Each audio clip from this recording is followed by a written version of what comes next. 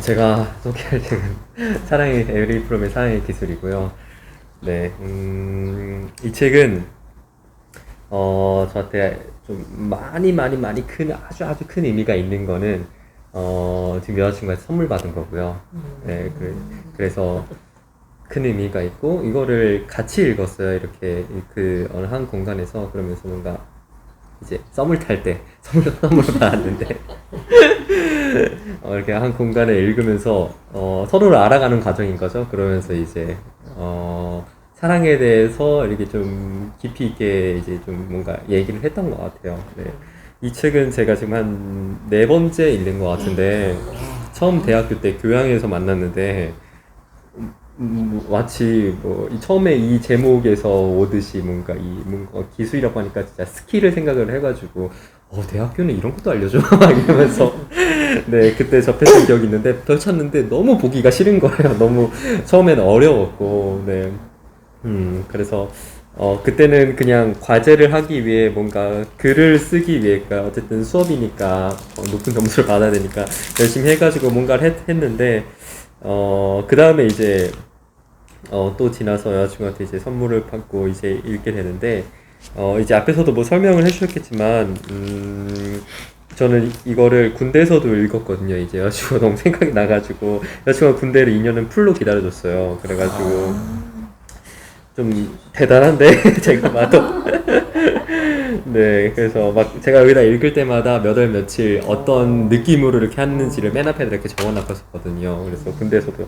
여기 있어요. 이제 몇 월 며칠 이제 독서실 이제 어젯밤 후 통화 후 이제 누구는 뭐 이렇게 생각을 하며 막 이런 게 있어요. 그러니까 좀 저한테 되게 특별한 책인 거죠. 어떻게 보면 다이어리고 그리고 몇 월 며칠에 딱 줬는지도 나와 있어요. 너무 오글거리는데 이렇게 적어놨는데 제가 처음 쓴 그거예요. 그녀는 이렇게 썼는데 부끄럽다 되게. 뭐냐면은 이렇게 한 줄 이렇게 했는데 그녀는 내게 책이 아니라 사랑을 주었다라고 했는데 되게 멋지다. 부끄럽네요. 좋아하는 파트가 되게 많아요. 그 중에서도 이제 맨 앞에 이제 소개를 아까 해주셨나요 혹시 이 부분 파라게수스? 네. 못 들어가지고 앞부분 이 부분이 있어요. 이렇게 딱 백지 여기 이렇게 하나가 있는데 요거는 꼭 읽어드리고 싶어요. 파라켈수스라고 한 사람이 쓴 건데요. 아직도 제가 이거를 포스트잇에다가 제 방에다가 몇 군데다 이렇게 붙여놓고 계속 제한테 영감을 불러들이기 위해서 계속 제 눈에 띄는 곳에다가 이렇게 해놓는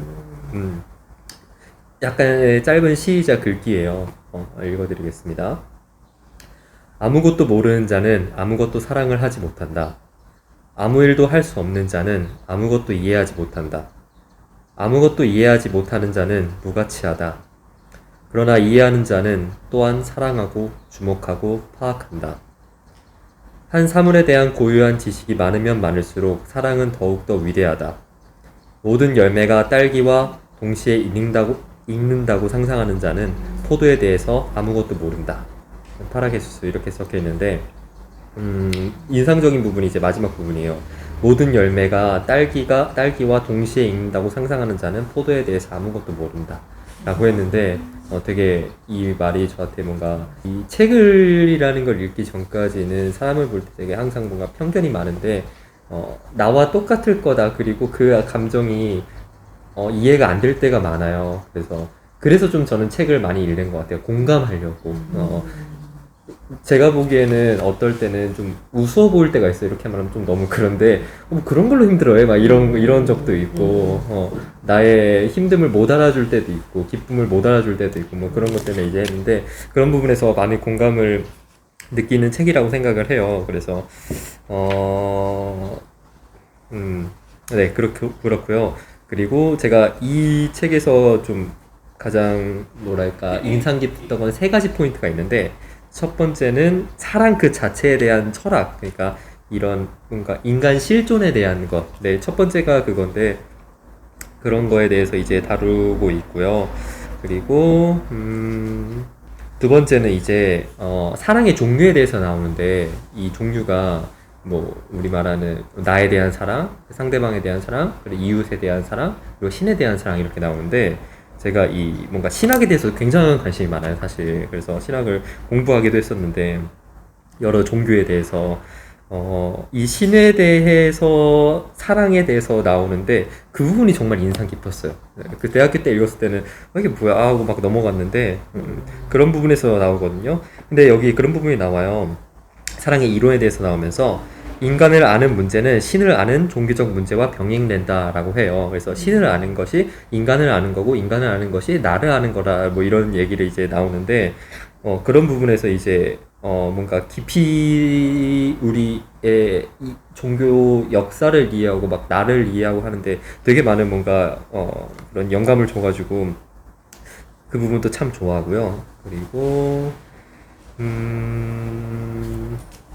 사랑의 이제 막 대상에 대해서 나오는데, 그러니까 사랑은 여기서 나오는 거는 이제 태도고 뭐 성격의 방향이다 이런 얘기가 나오거든요. 그래서 태도에 대해서 점검할 수 있고 아까도 뭐 비슷한 얘기를 해주셨지만 이제 나의 가치를 높이는 게 이제 어떻게 보면 사랑에 있어서 가장 좋은 방향이다라고 저도 생각을 하거든요. 서로에 있어서 서로가 도움이 되는 서로 좀 더 이렇게 나아갈 수 있는 그런 거라 생각하는데 그런 부분에서 뭔가 되게 많은 영감을 주고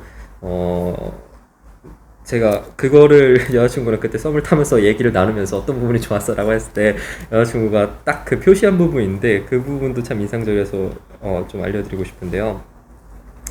저도 이 부분에 많이 공감을 해요. 읽어드리겠습니다. 만일 내가 참으로 한 사람을 사랑한다면 나는 모든 사람을 사랑하고 세계를 사랑하고 삶을 사랑하게 된다. 만일 내가 어떤 사람에게 나는 당신을 사랑한다고 말할 수 있다면 나는 당신을 통해서 모든 사람을 사랑하고 당신을 통해 세계를 사랑하고 당신을 통해 나 자신을 사랑한다고 말할 수 있어야 한다 라는 건데 굉장히 공감이 가더라고요. 제가 저에 대한 자기애가 굉장히 부족했어요. 자존감이 떨어진다고도 말할 수 있는데 뭔가 나를 책찍질하는 게 되게 습관이 돼 있는 사람이었거든요. 뭔가 더 열심히 하려고 하고 책찍질하고 부모님에게로부터 뭐 그런 인정받음이 어렸을 때부터 좀 적다고 생각을 하거든요. 그래서 그런지 그런 거에 익숙해져 있는데 어느 순간 제가 연애를 하면서 뭘 느꼈냐면은 저 자신이 너무 좋은 거예요. 근데 그때서야 이 말이 이해가 가더라고요. 저는 그 사람을 좋아한 건데 그 사람을 통해서 그 사람이 좋아하는 모든 그 사람의 세계, 그 사람의 가지고 있는 이유, 그런 것들이 다 좋아지는데 그 사람이 제가 사랑하는 사람이 가장 사랑하고 있는 게 저라는 거를 알게 되면은 그게 그러한 직감이 오게 되니까 나 자신도 내가 그렇게 사랑받을 존재라는 거를 정말 아주 가슴 깊이부터 올라 차오르는 그런 사랑을 느낄 수 있는데 그게 참 신기하더라고요. 그래서 이 구절이 참 뭔가 제 삶에서 굉장히 큰 영향을 줬고요. 되게 재밌는 게 정신 집중 막 이런 것도 나왔거든요. 재밌는 게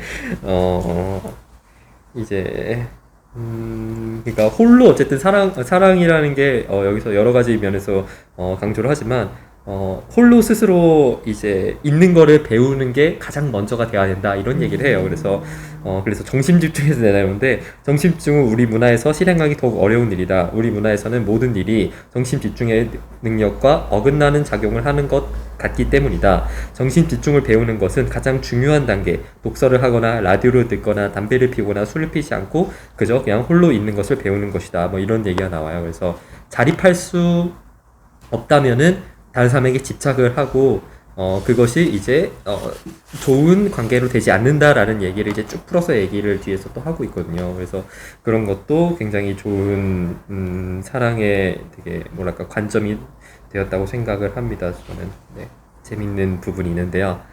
이렇게 표현하는데 사랑의 능력에 대해서 사랑의 능력은 성장하는 곧 세계와 자신에 대한 관계에서 생산적인 지향을 발달시킬 수 있는 능력에 달려있다. 탈피, 탄생, 각성의 이러한 과정은 필수적인 조건으로서 한 가지의 성질, 곧 신앙을 요구한다 라고 하는데요. 사랑이 이때 좀 깨달았어요. 사랑도 신앙이구나 라는 걸 좀 깨달은 것 같아요. 네, 그래서 굉장히 저한테 좋은 책이고 좀 제가 표시한 부분만 저도 이걸 하면서 읽어왔기 때문에 한번 쭉 다 읽을 생각이고요. 이 뒤에 보면 이제 에리 프롬의 생애에 대해서도 이제 짤막하게 나오는데 그 부분을 보면서도 아, 이 실패가 더 좋은 사랑을 만드는구나라는 것도 좀 깨달은 것 같아요. 그래서 에리 프롬을 좋아해서 에리 프롬의 모든 책을 이거 끝난 다음에 이제 시리즈별로 다 거의 다 웬만한 거 다 사가지고 집에 구비해 놓고 아직도 구비해 놓고 있습니다. 못 읽고 있어요. 네, 그리고 마지막으로 제가 사실 가능하다면은 오늘 늦게 오니까 오랜만에 맨날 항상 차 갖고 오는데 차를 안 갖고 왔더니 이게 제가 시간 예측을 잘 못했어요. 네, 어쨌든 그랬는데 그래서 했으면은 제가 4권을 갖고 오려고 했어요. 원래 종류별로. 제가 생각하는 제가 추천책은요. 이건 철학책이고요. 사랑에 대한 철학책이고요. 에세이는요. 종류별로 다 있어요. 제가 사실 이것보다 더 좋아하는 책인데 그걸 여자친구한테 선물을 줘가지고 그 책이 제가 원본이 없어갖고 못 갖고 왔는데 사실 이거를 갖고 오고 싶었어요. 오늘 내가 살아갈 이유라는 책이거든요. 이 삶에 대한 관점과 사랑에 대한 관점을 두 가지 볼 수 있는데 에세이 형식인데 한 줄로 그 책을 소개하면은 암에 걸린 되게 잘 나가던 대학 여자 교수가 한순간에 이제 암에 걸려가지고 이제 죽기 전까지의 이제 여정을 이제 그린 건데 되게 뭐랄까 내가 오늘 살아갈 그냥 그 삶에 대한 이유와 사랑에 대해서 굉장히 많은 여러 가지 면을 새로운 관점을 줄 수 있는 책이었는데 그 책은 지금도 볼 때마다 울어요. 너무 감동적이어서 그런 책이고요. 에세이 추천해드렸고 그리고 소설은 너무 알기도 아시고 너무 제가 좋아하는 건데 밀란 쿤데라의 참을 수 없는 존재의 가벼움 이것도 제가 읽고 네. 밀란 쿤데라 시리즈 다 샀어요. 그리고 그냥 집에 놔두고 있습니다. 아직도 잘 있어요. 아주 예쁘게 잘 있어요.